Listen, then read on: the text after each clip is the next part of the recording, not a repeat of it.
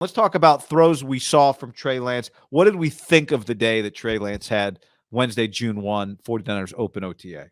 What stood out? I was impressed given who he's playing with. I thought if I came away, now again, I don't have the tape. Is he going to the right reads? I mean, only Kyle and Trey would, and the other offensive players would truly know that. Clearly, he was going every time Brandon Ayuk was in. He was going after Brandon Ayuk, and I don't blame him. If Brandon Ayuk's got to be looking around like, why the hell am I out here? So it's like, if I'm going to run a route, throw it to me.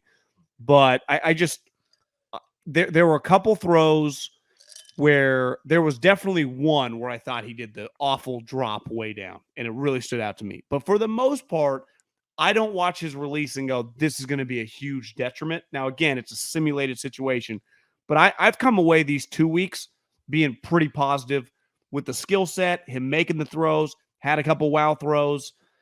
Don't feel like he's had many that have like one thing Jimmy used to do, and this is probably because his arm is, if Trey's throwing 96, Jimmy was throwing 91. A lot less like guys jumping routes that are going to pick it off. Now, that's inevitable, but I have not seen that yet in these two games with a guy get in front of a route that's way late just because the ball's going a little slower and the guy picking it off.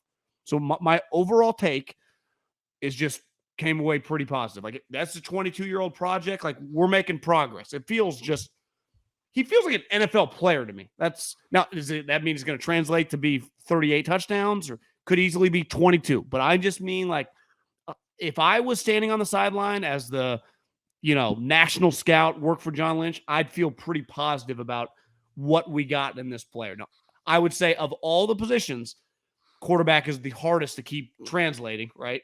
As game plans come, as opponents come, as guys get injured and you start playing with different guys.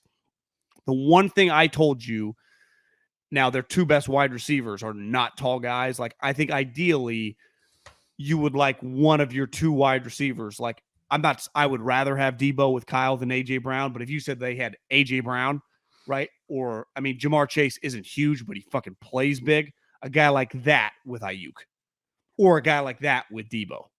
I'm not saying I want Debo on the team, but I just think he's not, I wouldn't call him pinpoint accurate. Like, that's just not what he's going to hang his hat on early in his career. We saw it a little last year. I think you noticed it practice. It's just, that's fine.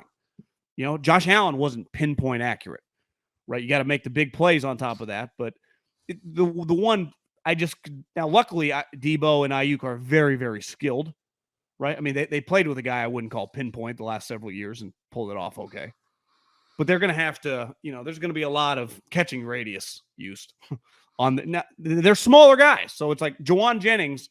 They had multiple Juwan Jennings. That would be help. They do have Kittle, which matters. Yeah. We still haven't seen, there was Jennings. I'm going to do, it's hard to, Jimmy Ward might dispute. So it's hard to know what was supposed to happen on a play, but here's the basics. I'll tell you the basic. Jennings was past Jimmy Ward on a ball that did not come to Jennings. And I watched that play unfold because I was watching Jennings and Jimmy Ward line up against each other. And I wanted Trey Lance to throw that ball because it wasn't a ball we get to see him throw much. He threw a deep ball to Marcus Johnson, one of their, receivers. And he's not a big guy. There was not really a play to be made. You actually thought it was a good throw because you thought he put it in a place where only his receiver was going to get it. And it was really hard to tell. He's down the left sideline. It was on Marcus Johnson, who, again, I don't think anyone listening or watching this could point this guy out of a lineup. It was on the shoulder on the side of the out of bounds where he had to pivot that way. Now, the DBs, there were a couple guys that just made a play. It was hard to tell. And all right, like, did you feel a DB got his hand on the ball? Not that he dropped it, or no? I thought that he put the ball on the sideline, and in part maybe because of some contact, in part because of the receiver didn't get there, right? Or the ball wasn't thrown to him. But I'm with you. I thought it looked like it was not a bad throw, even though it was an incompletion. I would say Jimmy Garoppolo probably doesn't make that, like, doesn't even throw that type ball. I think it just That's not really his route. I just think it illustrates your point about it's really hard to tell with some of these situations. And I do think the Niners, there's potentially a part of Debo's game, which is his deep ball receiving, that because of Jimmy Garoppolo's strengths and weaknesses has not been a part of the 49ers playbook. But, throwing the ball down the field is hard. accuracy down the field is hard. And one thing I'd be interested in, and Danny Gray and a lot of the rookies weren't practicing today, is there a guy, is Danny Gray that guy that can get open down the field a lot? When I say open, I don't mean a step on the man and you're throwing it through a tight window. I mean open by 5 yards, 8 yards, and you just got to hit him. And maybe it's Debo. I don't know. But a lot of those things tend to happen on wheel routes that Kyle Shanahan schemes up, or the tight end coming down the seam. But he made I thought, a nice throw. How about the Ayuk? There were 2 Ayuk plays. He went to Ayuk a lot. One on a kind of one of those passes out to the sideline where the ball has to be low, kind of at the receiver's feet, because the corner is right there and can jump the route. And Ayuk had to go down to the ground to try and catch it, and he couldn't get it. Like, it kind of went through his arms under his chest as he was diving down, facing the quarterback. But I know you thought on that throw Touch it was it, the only touch place. it, you clutch it. It was the only I place bet to Ayuk throw would that say he ball. should catch the ball. And how about the other throw to Ayuk that you thought was good? Well, to me, it's the classic, like, they're in a zone defense, and Ayuk, is probably 15 to 20 yards down the field, and there's an underneath defender that kind of is looking at Trey, but is not parallel with Ayuk, is a little off, but the moment the ball's thrown is able to get parallel with Ayuk, and you have to place it over his head as the safety or other defensive back is coming over, probably the safety, right, from the hash to, in John Lynch's day, kill you. In today's day, probably jump at the ball. And you have to put it over a guy and to the left of a guy coming. It has to be, I would say the radius for that throw is a couple yards, right, for it to be complete. And it has to be perfect. Jimmy and a lot of guys have made the throw when you don't throw it high enough, it gets picked by the front defender. Yeah. Right. And Fred Warner. if you don't have a great arm, it floats up there and the DB can break up it probably at, PBU type. Right. Or hit the guy as he's catching it and just breaks it up. And this is where his arm strength comes in. That's a touch throw because you're throwing it on a rope, but it has to have a little loop, but it has to be fast, right? And again, like we were talking earlier, for that skill set is why there were a couple throws today where I bet if you're a coach on the staff and optimistic and bullish on this player, you're excited about. I mean, you're making these in June, like let's fucking go, right? Because that's type plays that I would not trust Jimmy Garoppolo to make. Honestly, if Jimmy Garoppolo could make more splashy plays, I would say he would exponentially be viewed as a better player. I think the reason he's so average is he's just viewed on like his best throws are like the slants. He doesn't really have the explosive plays. And one thing was pretty clear last year with Ayuk. Kittle was banged up a little bit, but definitely toward the end of the year. And Debo was like, explosive plays were there for these guys. Because Jimmy hit him when it had to happen in that Rams game, week 18 to get in the playoffs. He hit a couple. But I would say the majority of the year, they weren't hitting plays like that, right? Their explosive plays came in the run game. So if they could to get the plays in the passing game to go along with the run game, that to me is where can your offense be like 12th overall? You don't have to be like a top 5 offense, but their defense is going to be really good. Their run game is going to be good. If their passing game cannot just be, I don't even know where they rank last year, but it feels like they rank low. Does it feel like they rank low to you? In terms of what, like passing yardage? Yeah, I guess it depends how you would. He definitely didn't throw that many touchdowns relative to like high-end players.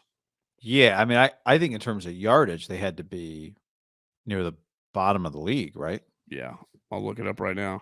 Feels low. Yeah, what you don't want, I keep going back to this, but what you don't want, it's great when you have the lead to run a 14-play drive. But if, you don't want to have to always, you want to be able to score in 5 plays or 4 plays sometimes. And the only way to do that, unless you get a great return, is to push the ball down the field through the air. A little higher than you think. 17? Yeah, well, ESPN doesn't rank them, but they're probably like 13th, 14th. Okay. But here's where it's skewed, right? Yeah. I mean, they hit probably 3 quick screens over 60 plus yards. Like they are right next to the Vikings, for example, and the Cardinals. Those teams, I watched the Vikings. They fucking bomb it down the field. The Cardinals, I mean, Kyler throws some bombs. The Niners, To me, it's just skewed because of this is where you got to put stats into context. Like they hit big passing plays behind the line of scrimmage that went for 70. I mean, it happened. It's how Debo became a legend, right? Ayuk hit a couple. If Kittle has a 20-yard play, a lot of times he catches it relatively short and breaks a tackle. And that's part of the good thing. Like you have that in the bag. If you can just get your normal plays where you can just catch it 20 yards and hit the ground, imagine just adding that element. You know, it's funny. I'm looking at a stat here that says Jimmy had 55 passes of 20 yards or more, tied with Aaron Rodgers, Dak Prescott, and one more than Justin Herbert. Kyle deserves a raise. I don't know if those are air yards, though. The ball, yeah, it says passing attempts that travel 20-plus yards. That travel. That feels skewed to me, doesn't it? Yeah. You know what's crazy is in 2021, the average yard per pass for the 49ers was 8.6. This is blown. This feels fucking crazy to look at. They're number 2 in the league, only behind Joe Burrow and the Cincinnati Bengals. And Burrow, I think, was statistically the best deep ball thrower in the league last year. Right ahead of the Rams, who were also throwing bombs. Like the Niners, we all watched them. They were not playing like the Bengals and the Rams. They were not.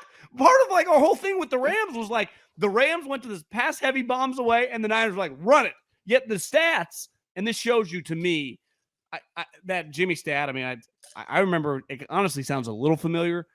They hit touchdowns that were fucking basically handoffs. Shanahan, I mean, does this make Shanahan look even sweeter when you see some of these things? Well, yeah. You know, the one thing we didn't get to see, I think Brock Purdy hit JaMychal Hasty today. Here's what's guaranteed to happen. And it happened to the Niners in the Packer game, right? Late. And it's happened, they missed the play to Juszczyk. There was a wheel route or somebody leak out, fullback, whatever you want to call it. That's the guy is going to be WAO. Wide ass open, and like 3 things can happen. You can miss him, like Jimmy did with Juszczyk in the Titans game. You can hit him, but like underthrow him, or he's got to dive, and it's a 17-yard gain. But God damn it, if he'd caught it, it would have been 70 yards and a touchdown or something, right? Even if he gets hawked, it's 50 yards, and if you're at your 20, you're now at your other 20. That play's coming. And we have not. I wish the last 2 weeks we would have gotten to see Trey make that throw. That's one of the throws I want to see Trey make. Again, not that I'm going to make any conclusion other than that I know for a fact that throw is going to be twice to this year, wide ass open. Would you say the John Gruden Spider 2 Y banana is Kyle Shanahan's running back / Juszczyk leak play? Yeah. He fucking yearns and lives not only for the play, but like the time is now. Call it. You know, it's not just the play. It's hit him now. That's right. Like it's like I think, you know, if you're boxing and you think the left's coming, that's when Kyle goes, John, throw the right jab to the kidney. He's going down. I think you just nailed it. Whenever you hear a play caller talk about plays, one thing they always say, and Shanahan said it last week, it's like, I'm not inventing anything new for the most part. Like there's some weird, but for the most part. Well, you're saying a running back leak is not a new concept? But like, you know, okay, Jeff, what was the play we always talk about? Brandon Ayuk lines up at tight end or whatever that play was on the goal line. But I think the fun of it is the timing. That's just changing formations, running plays, right? Ultimately, that's running true. plays. But at least that is. But don't you think? You just made me think. I think the part that's fun is the timing. When do I do? You know, well, I think I've got a fastball, I've got a curveball, I got a slider, I got to change. But when do I throw? Well, I think many people think Andy Reid's like the greatest screen caller of all time, and part of a screen, right, is to know when to call the screen. If you call the screen when they know it's coming, it sucks.